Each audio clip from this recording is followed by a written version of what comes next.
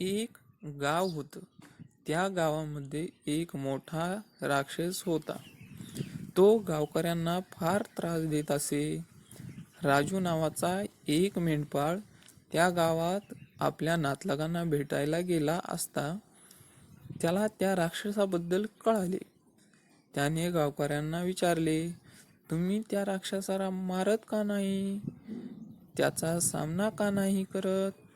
घाबरलेल्या गावकऱ्यांनी उत्तर दिले, या मोठ्या राक्षसाचा वध कोण आणि कसा करणार? त्याच्याशी सामना म्हणजे प्रत्यक्ष मृत्यूलाच आव्हान. तेव्हा राजू म्हणाला, त्याच्या प्रचंड आकारामुळे त्याचा सामना अशक्य असे म्हणणे चुकीचे आहे. उलट त्याच्या प्रचंड आकारामुळे आपला नेम चुकण्याची शक्यता कमी आहे. पुढे राजूने पुढाकार घेऊन त्या राक्षसाचा वध आपल्या गोपनीच्या साहाय्याने केला.